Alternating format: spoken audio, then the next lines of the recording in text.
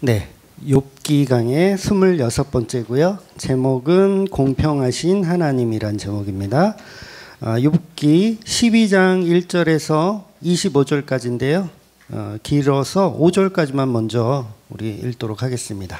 욥기 12장 1절에서 5절까지 읽도록 하겠습니다. 같이 읽을게요. 욥이 대답하여 이르되 너희만 참으로 백성이로구나. 너희가 죽으면 지혜도 죽겠구나. 나도 너희같이 생각이 있어 너희만 못하지 아니하니 그 같은 일을 누가 알지 못하겠느냐. 하나님께 불러 아뢰어 들으심을 입은 내가 이웃에게 웃음거리가 되었으니 의롭고 온전한 자가 되었구나. 자의 마음은 재앙을 멸시하나 재앙이 실족하는 자를 기다리는구나. 아멘. 얼마 전에 교회로 등기 우편이 하나 왔어요. 근데 알다시피 저는 목양실에 있기 때문에 등기 우편이 본당으로 오거든요. 보통 주소가 205호로 되어 있어서. 그러면 이제 우체국 아저씨가 왔다가 이게 꼼꼼하게 이제 되어 있으니까 조명이 안 켜져 있으니까 아무도 없는 줄 알고 이제 등기를 줘야 되는데 못 주니까 이걸 하나 붙여놓고 가요. 등기를 언제 재방문하겠다. 그렇게 붙여놔요. 근데 재방문을 안 하시더라고요. 그래서 못 찾았어요. 그래서 우체국으로 와서 찾아가라고 이렇게 적혀 있어요. 그래서 도대체 등기를 누가 보낸 건가. 좀 보낼 사람이 없거든요. 혹시라도 돈다발이라도 이렇게 등기에 넣어서 보냈나. 아니면 이찬땡 목사님이라든가 유기땡 목사님이라든가 이런 분들이 소송을 걸었나. 등기가 오니까 그래서 이제 찾으러 가야 되겠다. 우체국 여기 잘 돼 있어요. 주차장도 잘 돼 있고. 그래서 찾으러 갔어요. 그래서 그걸 보여주고 찾으러 왔다. 등기를. 그랬더니 그 분이 이러시는 거예요. 이거는 고유번호증을 갖고 오셔야 드릴 수 있다는 거예요. 그래서 그러니까 교회로 온 거니까 고유번호증이 있어야 드린다는 거예요. 제가 담임 목사고 제가 명함도 드릴 수 있고 인터넷을 쳐보면 누가 담임 목사인지도 알 수 있다. 그런데 안 된대요. 그 사업자 등록증, 쉽게 얘기해서 사업자 등록증을 가져와야 이 등기 우편물을 줄 수 있다는 거예요. 짜증 나겠어요? 안 나겠어요? 이 날씨가 더운데 거기를 차를 타고 가가지고 했는데 그래도 순종하는 마음으로 네 알겠습니다. 그리고 교회 와서 이제 목양지에서 이제 프린터를 했죠. 그 사업자 등록증을 프린터를 해서 다시 갔어요. 근데 편지를 이제 주더라고요. 등기 우편을 주는데 딱 보니까 예상대로 편지인데 편지 꽃봉투로 된 편지예요. 편지를 탁 열어보니까 저는 파주 누구누구 신천지 교회를 섬기는 누구누구입니다. 써져 있어요. 짜증이 나겠어요? 안 나겠어요? 아니 이거를 그냥 우편으로 보내지. 그렇잖아요. 그냥 우편으로도 많이 오거든요. 그냥 우편으로 보내지 굳이 이걸 등기로 보내가지고 우체국까지 가게 이렇게 하나? 여러분 그만큼 신천지가 잘 되고 있는 거예요. 교인도 많고 교인이라 그래도 되나? 하여튼간 신자가 많고 잘 되고 있어요. 근데 여러분 그게 왜 그럴까를 생각해 보지 않았어요? 거기에 빠진 친구들 보면요. 노인분들이 별로 없대요. 전부 다 젊은 사람들. 그리고 학교도 되게 빵빵한 데 나온 친구들 있죠. 막 연대, 고대. 막 이런 데 나온 친구들도 기존의 교회를 다니다가 신천지의 그 어떤 교리 같은 거를 듣고 신천지로 가는 친구들이 그렇게 많대요. 아니 연고대 나온 똑똑한 애들이 그거를 보면 이상하다는 걸 알 텐데 거기 빠지는 거예요. 근데 이 원인이 뭘 것 같아요? 왜 그럴 것 같아요? 저는 이 원인은 딱 한 가지라고 생각해요. 한국교회 복음의 부재. 그러니까 지켜내지 못하는 거예요. 왜냐하면 신천지에 가면 요한계시록을 명확하게 풀어줘요. 물론 진리로 푸는 건 아니죠. 그들 나름대로 요한계시록을요 명확하게 풀어요. 자기들끼리는 선명하다, 명확하다, 어떻게 이렇게 잘 푸냐라고 할 정도로 잘 풀어요. 근데 뭘로 풀겠어요 그걸? 신천지에 있는 이만희라는 어떤 그런 교주로 요한계시록을 이만희로 다 풀어요. 그러니까 이거는 굉장히 논리적이고 센세이션한 거예요. 근데 기존의 한국교회들은 어떻습니까? 요한계시록 해석이 다 틀려. 이 교회 가면 이렇게 해석하고요. 저 교회 가면 저렇게 해석하고요. 교회마다 요한계시록 해석이 맞지가 않아. 그러니까 어때요? 논리적으로 정확하게 누구에게 딱 맞히는 요한계시록을 그렇게 풀어주는 신천지가 진짜인 것 같은 거예요. 근데 신천지의 그 주장 자체가요, 그러니까 성경을 보는 관점 자체가 틀린 건 아니에요. 정확하게 맞아요. 그러니까 뭐냐면 요한계시록을 누구로 풀어야 돼. 그렇잖아. 그러니까 뭐예요? 요한계시록을 뭘로 풀어야 돼요? 우리는 알지 다. 예수 그리스도로 풀어야 된다. 그러면 예수 그리스도가 이루신 십자가의 복음에 관한 이야기가 요한계시록에 다 풀려져 있는 거예요. 그러면 사실 한국교회가 기본적으로 성경은 예수로 풀어야 된다라는 것만 알면 요한계시록의 해석이 각자 틀려야 돼요? 아니면 거의 비슷해야 돼요? 거의 비슷해야 돼요. 요한계시록의 이 말씀들은 전부 예수 그리스도에 관한 이야기다라고 풀면 신천지에 안 뺏기죠. 근데 한국교회가 그걸 못 해내니까 어때요? 신천지는 이만희로 다 푸니까 굉장히 논리적이고 정확한 거야. 근데 거기에 들어가실 분은 예수님이지 사실. 예수님으로 풀었으면 되는데 신천지는 말 그대로 악마 집단이니까 예수님으로 풀지 않고 사람으로 푸는 거예요. 사람. 그러니까 오늘 본문의 말씀들도 보면 이 욥기서가 굉장히 흔하고 굉장히 쉬운, 그러니까 사람들이 누구나 다 아는 욥에 대해서는 사람들이 모르는 사람이 없더라고요. 교회 다니는 사람이면 욥 알지. 그 사람이 어떤 사람인지 알지. 그런데 그 사람을 명확하게 뭘로 풀어야 되는 거예요? 예수 그리스도로 풀어야 되는데 예수 그리스도로 풀지 않고 인간이라고 하는 사람으로 다 풀어요. 그러니까 다 자기한테 적용해. 욥기를 가지고 예수님으로 푸는 게 아니라 다 자기 삶의 어떤 고난으로 다 풀어버려. 그러니까 이 교회의 욥기 강에 틀리고 저 교회의 욥기 강에 틀리고 이렇게 돼버리는 거죠. 그래서 오늘부터는 이제 욥이 대답을 하는 거예요. 그러니까 소발이 말했죠. 근데 소발의 말은 진리예요, 비진리예요? 비진리잖아요. 그 비진리에 대한 답변을 이제 욥이 또 하는 거예요. 그러니까 처음엔 엘리바스가 얘기했고 욥이 대답했고, 그 다음에 빌닷이 얘기했고 욥이 대답했고, 이제 소발이 또 얘기했고 오늘은 욥이 이제 대답을 하는 차례예요. 그래서 소발의 말은 종교적으로 아주 뛰어난 말들이었습니다. 지난주에 보면 욥은 그런데 그런 소발의 말이 교과서적인 말로 들리는 거예요. 그러니까 뭔가 좀 자기 삶하고는 전혀 맞지 않는 그냥 교과서적인 이야기, 말 그대로 내 삶과는 맞지 않아 네 얘기가. 왜냐하면 욥은 직접 자기 삶으로 이 복음을 체험하고 있거든요. 자기 삶으로 체험하고 있는데 소발이 주장하는 어떤 교과서적인 이야기하고는 전혀 맞지 않는 거예요. 그러니까 소발의 말에 따르면 어떤 겁니까? 고통받는 것은 네가 악하기 때문이다. 이거예요. 소발의 주장은 네가 지금 고통받고 있는 거는 너가 악하기 때문이고 뭐 해야 돼? 그래, 악하니까. 회개하고 이제 하나님께 기도해야 되죠. 다시금 회개하고 기도한다면 모든 것이 회복될 수 있다라는 주장이 소발의 주장이에요. 근데 욥은 그걸 받아들일 수가 없는 거죠.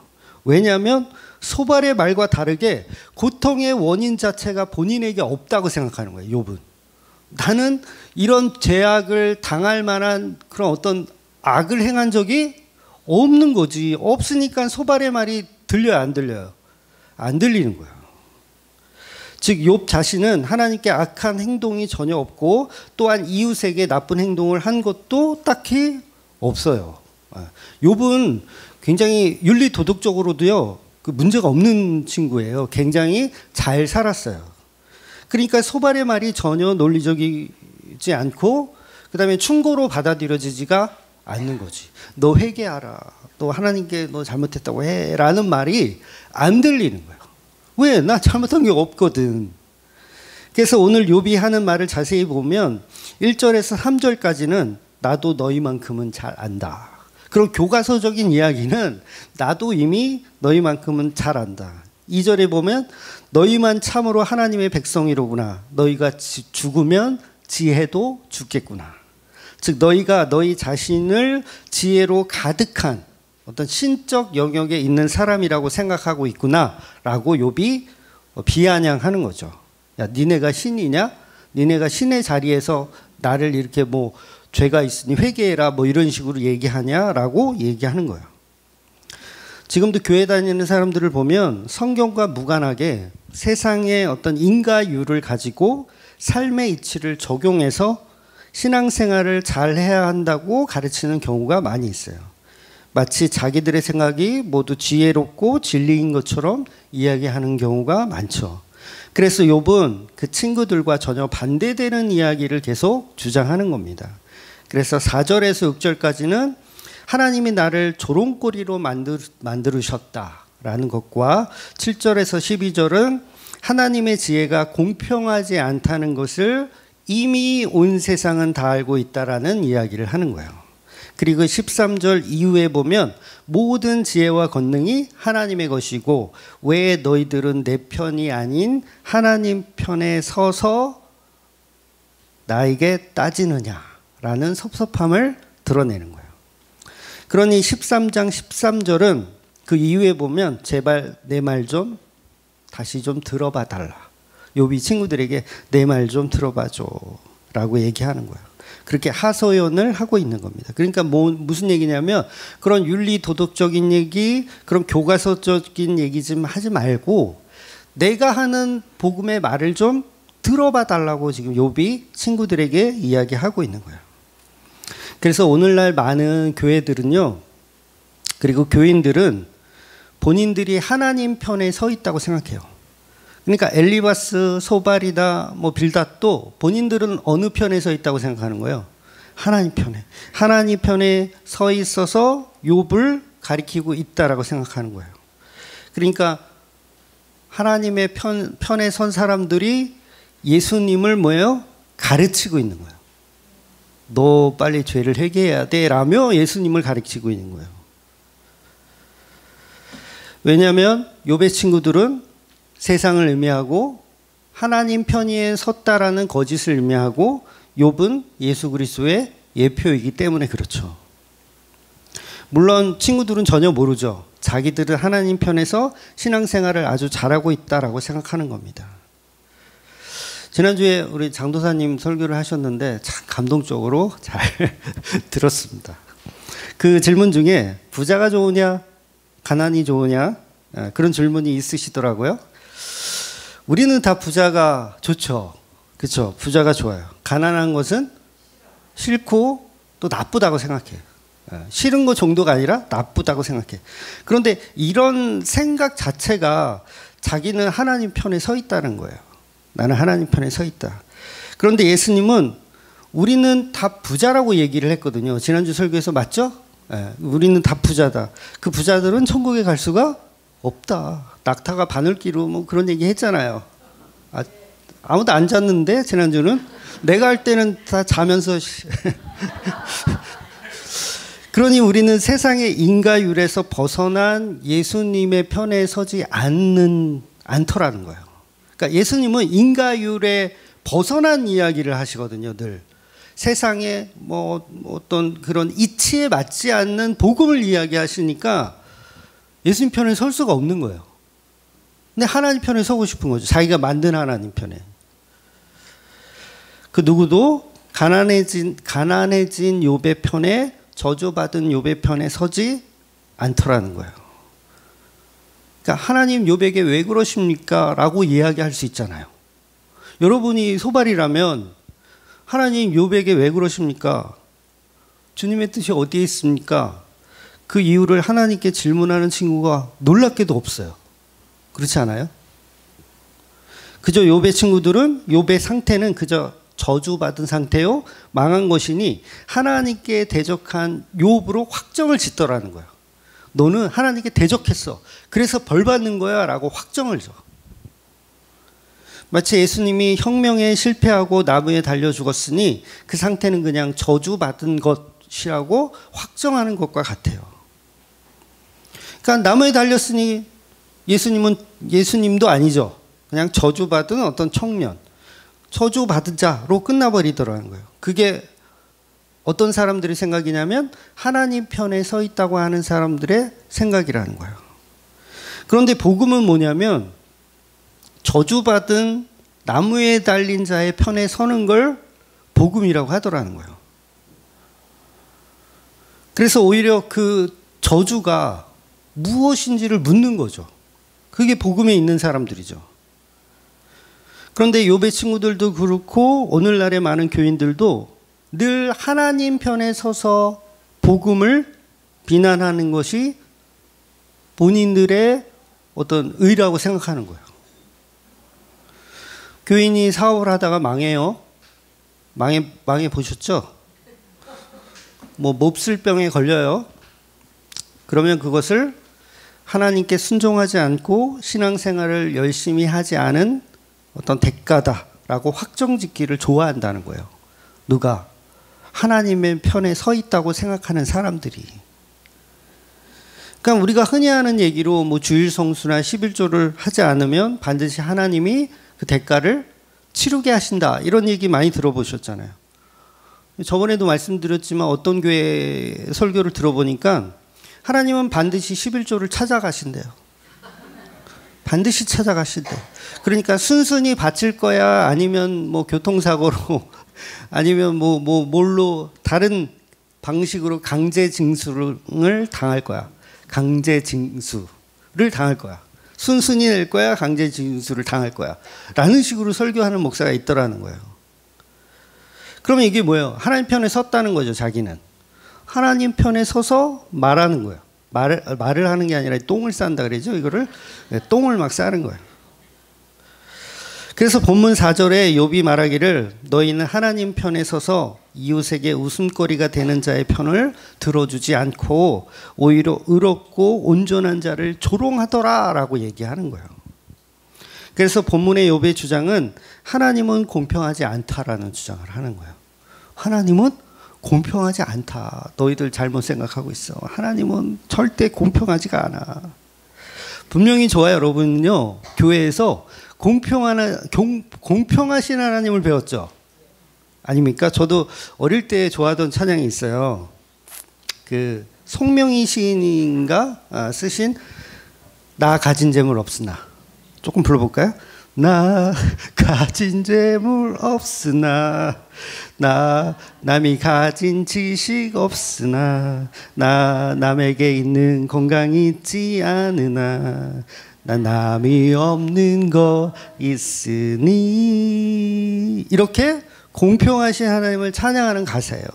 그러니까 이 찬양 자체가 잘못됐던 이야기 아니에요. 금지곡이라는 이야기가 아닙니다. 부르셔도 돼요. 그런데 문제는 이 공평을 해석하는 방식이 복음과 다르다는 거예요. 공평을 해석하는 방식. 저희 큰딸이 중학생이잖아요. 저희 큰딸이 중학생이고 작은 딸은 아직 초등학생이에요. 이제 뭐 학용품을 쓰거나 용돈이 필요하면 그때그때 엄마한테 받아 써요. 엄마 뭐 사야 돼요. 이렇게 하면 엄마가 주죠.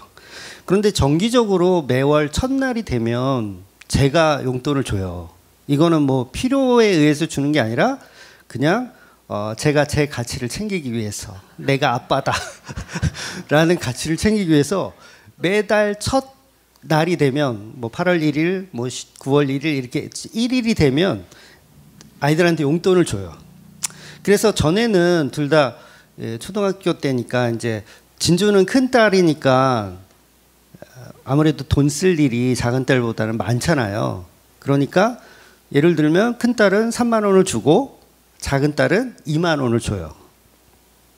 그러다가 이제 둘 다 불평이 없어요. 잘 그러고 또 감사합니다. 그러고 우리 딸들은 너무 착해요. 잘 받아 썼어요. 그런데 어느 날 제가 그런 생각이 들었어요. 편의점 가서 예를 들어서 얘네들이 뭘 사 먹을 때, 뭐 새우깡을 사 먹거나 이럴 때 나이가 어리다고 해서 새우깡을 세일해 줄까? 아니죠. 뭐 중학생이 가서 새우깡을 사면 더 받고 초등학생이 오면 더 덜 받는 것은 아니잖아요. 그래서 제가 그런 생각이 문득 들어가지고 물가는 어차피 똑같고, 그러니까 시대가 다르면 모르지만 시대가 똑같고 물가가 똑같기 때문에 나이 차이와 용돈의 이 크기는 이거는 불합리하다라는 생각이 제가 들었어요. 그래서 요즘은 그냥 중학생인 딸이나 초등학생인 딸이나 똑같이 3만 원씩 줘요. 물론 둘 다 불평이 없어요. 큰 딸은 불평할 만한데 불평이 없어요. 우리 딸들은 너무 착해요. 그렇다면 여러분이 한번 판단해 줘 보세요. 과연 똑같이 주는 게 공평인가? 똑같은 금액으로 주는 게 공평인가? 아니면 언니니까 돈 쓸 일이 더 많으니까 당연히 더 줘야 된다. 어떤 쪽이 공평인 것 같으세요? 앞에 거? 뒤에 거? 물가에 맞게 줘야 된다? 아니, 나이가 많으면 더 줘야 된다? 또 반대되는 의견. 반대되는 의견 없어요? 좀 재미를 위해서 좀 해주세요. 그러니까 우리는 무엇이 공평인지를 우리 나름대로 판단을 하더라는 거예요. 그런데 성경이 말하는 공평은 이게 아니에요. 그러니까 놀라운 거예요. 이게 아니구나. 그러니까 성경이 말하는 공평은 뭐냐면 아빠가 정한 금액을 그냥 공평이라고 하는 거예요. 내가 3만 원씩 주기로 생각했어. 물가가 똑같으니까 3만 원씩 줘야지라고 생각했어. 그러면 그게 공평이고요. 아니야. 그래도 언니니까 더 친구들한테 쓸 일도 있고 더 많을 거야. 그러면 당연히 큰 딸을 더 많이 줘야 돼라고 생각하고 제가 큰 딸은 5만 원, 작은 딸은 3만 원 이렇게 줬다면 그게 공평인 거예요. 희한하죠? 그래서 농부의 비유도 있잖아요. 아침에 일찍 나와가지고 하루 종일 일한 사람 10만 원 주는 거나 5시에 와서 이제 1시간 일하고 10만 원 주는 거나 똑같이 10만 원씩 줬다면 그걸 뭐라 그런다? 공평이라고 하는 거예요. 반대의 경우도 마찬가지예요.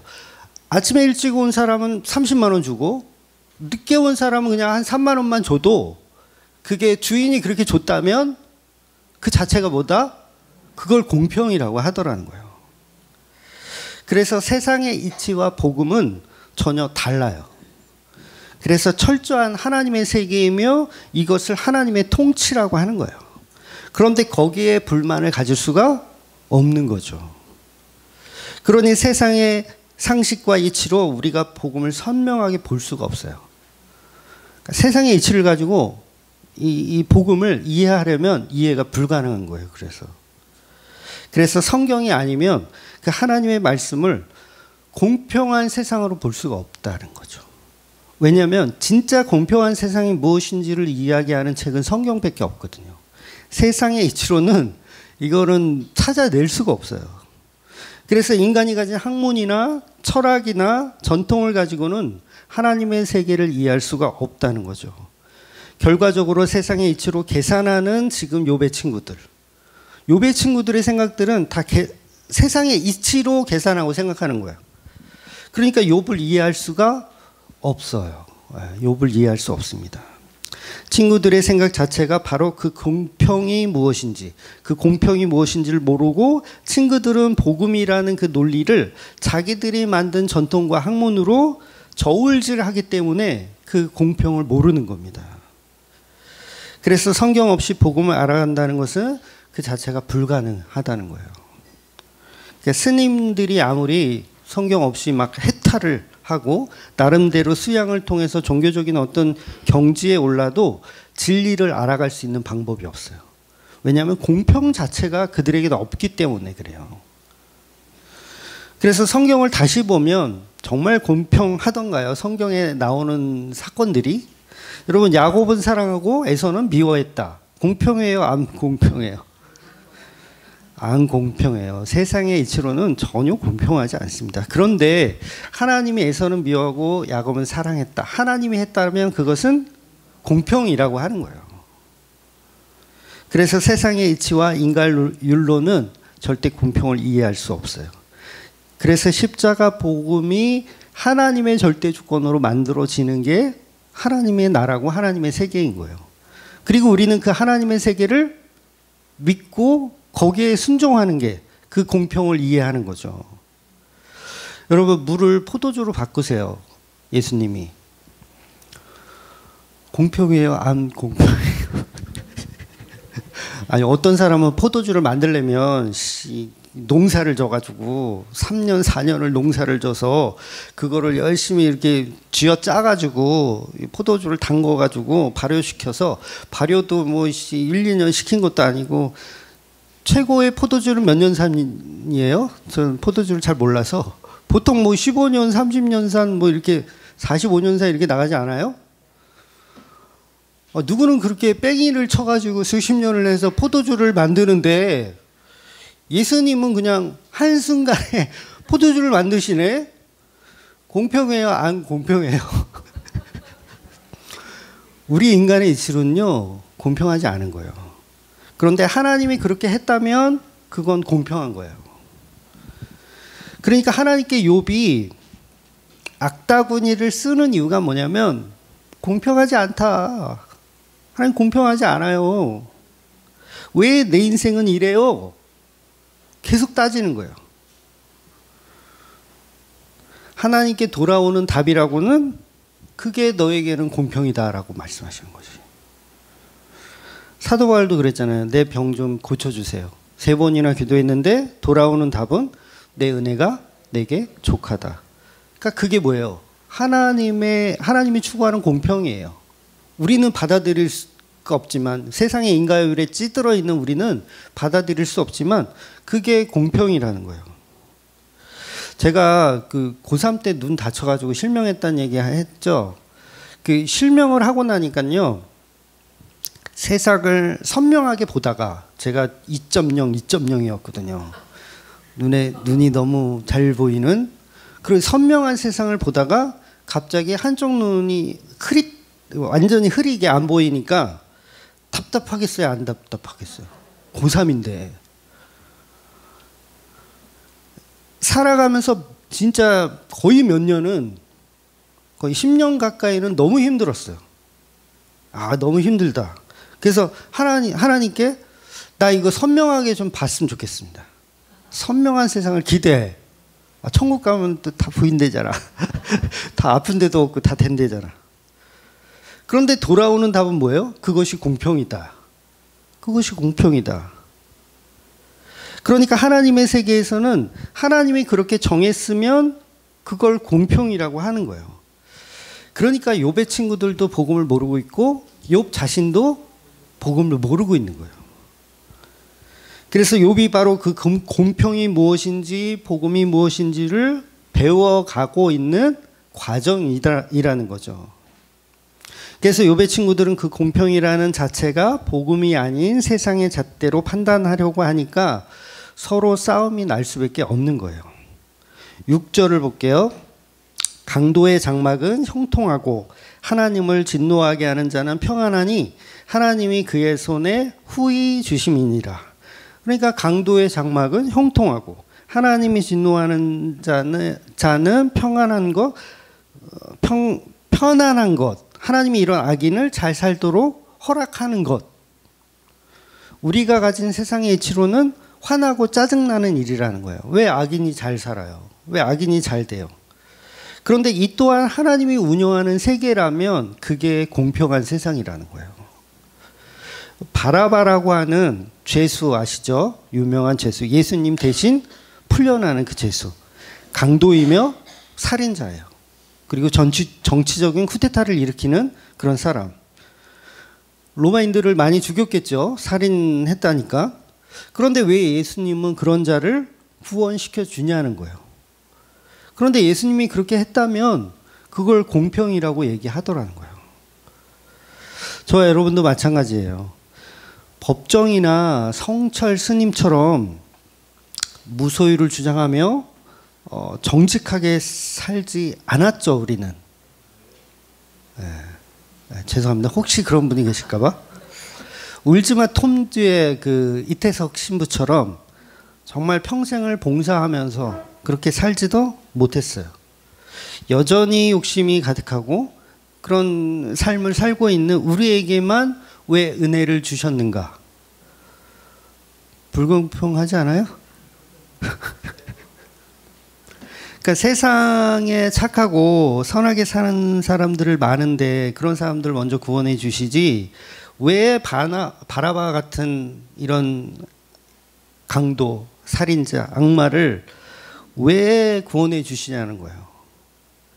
그런데 이 또한 하나님의 영역이고 하나님의 구원이라면 그게 공평이라고 하더라는 거예요. 그래서 세상의 많은 사람들은 여전히 기독교를 비난하는 이유가 뭐냐면 왜 예수로 천국과 지옥을 결정짓느냐라는 거예요. 왜 예수 믿으면 아무리 강도라도 천국 보내주고 왜 예수 안 믿으면 아무리 착하고 선하게 살아도 지옥 보내느냐. 이게 세상의 이치로는 절대로 이해가 안 되죠. 이해가 안 돼요. 왜냐하면 무엇이 공평인지를 모르기 때문에 그래요. 그래서 그들이 말하는 복음이라는 공평과 우리가 주장하고 있는 어떤 복음의 공평하고는 전혀 다르기 때문에 서로 대화가 안 되는 거예요. 그러니까 욥과 욥의 친구들이 대화가 안 되는 이유도 그 공평에 관해서 서로 다르기 때문입니다. 그래서 욥은 7절에서 하나님은 우리가 생각하는 공평을 가진 분이 아니라고 명확하게 얘기해요. 너네가 생각하는 그 하나님 그런 공평이 아니야. 이미 세상과 나는 다 알고 있는데 너희들만 모른다라고 욥이 주장하는 거야. 세상이 다 알아. 자연 만물이 이미 공평하지 않은 하나님을 다 말하고 있어. 근데 너희만 모르고 있어. 그 얘기죠. 여러분 진짜 세상을 보세요. 공평하던가요? 아니 양이 제가 어떤 동영상을 하나 봤는데 말이구나. 말이 새끼를 낳아. 얼룩말인지 뭔지 새끼를 낳아. 새끼를 낳자마자 사자가 와가지고 어그적 씹어먹더라고요. 그 새끼를. 공평해요? 안 공평해요? 대답들이 없어.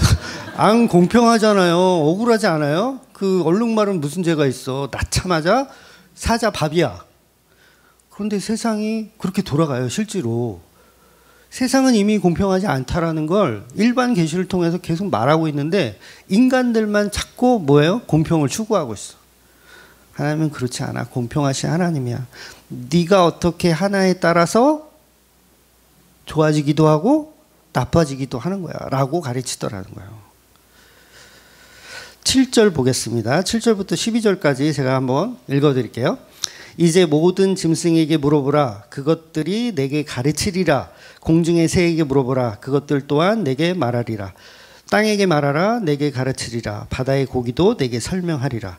이것들 중에 어느 것이 여호와의 손이 이를 행하신 줄을 알지 못하느냐.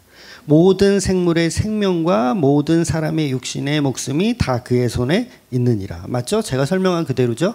자연 만물이 하나님 마음대로인 거예요. 그냥 11절 입이 음식의 맛을 구별한 같이 귀가 말을 분간하지 아니하냐. 늙은 자에게는 지혜가 있고 장수하는 자에게는 명철이 있느니라. 전부 하나님의 하시는 일은 이렇게 불공평 속에 있다라는 거예요.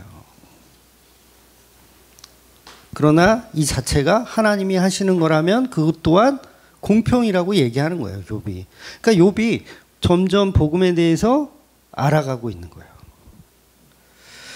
그러니까 욥은 친구들에게 듣고 싶은 대답이 뭐냐면 하나님은 공평하신 하나님이기 때문에 욥 너에게 재앙을 내리시는 것에는 반드시 우리가 알지 못하는 공평의 뜻이 있는 거야 라는 위로를 받고 싶은 거예요. 욥은. 이해가 되세요? 제가 잘 설명했나요? 그러니까 욥이 말하는 건 친구들에게 듣고 싶은 얘기가 있어요. 뭐냐면 하나님은 공평하신 하나님이기 때문에 반드시 이유가 있을 거야. 이 말을 듣고 싶은 거예요. 욥은. 그런데 공평하신 하나님을 안 믿고 있는 거죠. 어떻게 보면. 지금 친구들은 공평하신 하나님을 안 믿고 있는 거예요. 자기 나름대로 생각하는 공평을 믿고 있는 거죠. 그래서 욥의 친구들은 이래야 되는 거예요. 우리는 공평하신 하나님을 믿기 때문에 너를 정죄하지 않아. 이거죠. 너를 정죄하지 않아. 하나님도 너를 정죄하지 않으실 거야. 반드시 이유가 있을 거야. 왜 하나님은 공평하신 하나님이기 때문에 너에게 분명히 무슨 말을 메시지를 전달하기 위해서일 거야 라고 욥의 친구들은 말해야 된다는 거예요. 그리고 욥은 그런 말을 듣고 싶은 것이고요. 그런데 욥의 친구들은 그러지 못해요. 계속 정죄하고 계속 욥을 비난하게 급급하다는 거죠. 그러니까 저 역시도 목회를 하다 보면 목사니까 목사들이 사실은 이 상담하다가 날 새는 경우가 많아요. 예를 들어서 우리 교회처럼 규모가 이렇게 크지 않아도 뭐 한 이렇게 100명 미만이라도 뭐요 계속 상담하시는 목사님들이 있거든요. 계속 찾아가서 상담하고 그러다가 날 새. 여러분이 근데 여러분의 삶에 닥치는 불행에 관해서는요, 저하고 어떤 답을 찾기 위한 어떤 상담 같은 걸 하실 필요는 없어요. 그러니까 무슨 말이냐면 그냥 우리가 친구로서 그냥 우리의 삶을 이렇게 나누는 정도이지 어떤 답을 찾기 위해서 그렇게 상담하는 것은 옳은 방식은 아니라는 거예요. 삶에 관한 상담 자체가 저에게도 사실은 어떤 용한 대답을 줄 만한 어떤 게 없어요. 그게 쉽겠다. 용한 대답. 용한 대답. 이런 용한 대답이 나온다 안 나온다? 안 나와요. 기대하지 마세요. 제 말은 한결같아요. 뭐냐면 하나님이 무슨 뜻이 있을 겁니다. 그러니까 참고 견디세요. 이 얘기밖에 없어요. 그러니까 욥이 듣고 싶은 말이 뭐예요? 요거예요. 나 모르겠고 하나님 뜻이 있을 거야. 참고 견디면 돼. 요 말 듣고 싶은데 욥의 친구들은 계속 너 씨 뭐 잘못했어? 빨리 너 저기 회개 기도해. 어쩌면 이게 굉장히 무책임한 말일 수도 있어요. 목사로서 굉장히 무책임한 말일 수도 있지만 성도에게는 다 하나님의 뜻이 있어요. 성도라면 반드시 하나님의 뜻이 있고 하나님은 반드시 공평하신 하나님입니다. 그 공평은 물론 하나님이 만들어 가시는 공평이지만, 그러니까 하나님이 욥에게처럼 저와 여러분에게 고난을 주셨다면 그것은 하나님의 공평이에요. 하나님의 공평입니다. 그러나 욥의 친구들은 그 공평의 복음을 모르기 때문에 계속해서 그들은 자기의 신념을 가지고 너는 도대체 무슨 죄를 지었길래 이렇게 재앙이 끊이질 않냐고 야단을 치는 거예요. 그래서 회개하고 돌아서지 않는다면 그 재앙은 더 커질 것이다. 계속해서 어떤 권성징악에 관한 이야기, 인과율에 관한 이야기만 계속 비난하는 비복음의 말들로 친구들은 계속 쏟아내는 거예요. 그러니 오늘날도 똑같이 우리가 당하는 고통은 하나님께 반응할 수 있는 어떤 사인에 불과한 거지 그 자체가 하나님의 목적은 아니라는 거예요. 그래서 그런 말들도 조심해야 돼요. 그 거짓 선지자들의 말. 너 뭐 잘못했기 때문에 하나님이 재앙을 내리시는 거야. 너 교회를 안 다니니까 이렇게 재앙이 몰려오는 거야. 라는 식의 어떤 그런 거짓말들에 속으실 필요는 없다라는 거죠. 그래서 이것은 십자가에 달린 예수님으로 연결돼야 된다는 거예요. 아, 이 복음은 예수님의 고난이구나. 욥의 고난은 뜻이 있죠. 어떤 뜻? 예수 그리스도를 드러내기 위한 뜻이 있는 거예요. 그래서 성도에게 닥치는 모든 고난은요, 예수 그리스도를 드러내기 위한 사실 위로예요. 전 그게 더 가치 있는 삶이고요.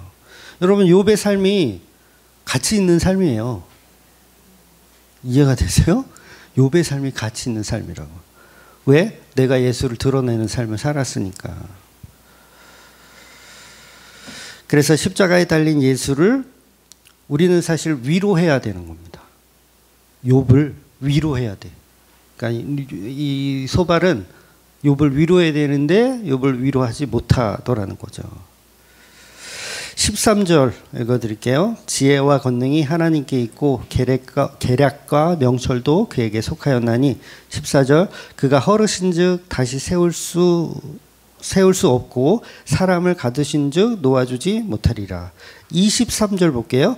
민족들을 커지게도 하시고 다시 멸하기도 하시며 민족들을 널리 퍼지게도 하시고 다시 끌려가게도 하시며 25절 빛 없이 캄캄한 데에 더듬게 하시며 취한 사람같이 비틀거리게도 하시니. 그러니까 하나님이 망하게도 하시고 흥하게도 하시고 비틀거리게도 하시고 캄캄한 데 넣기도 하시고 누가 다 하신다는 거예요? 하나님이 하신다는 거예요.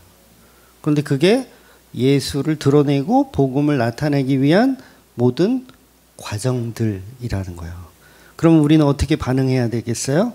공평하신 하나님으로 반응해야 돼요. 근데 날마다 왜 누나는 5만 원 주고 나는 3만 원 주냐 이렇게 따지고 있죠.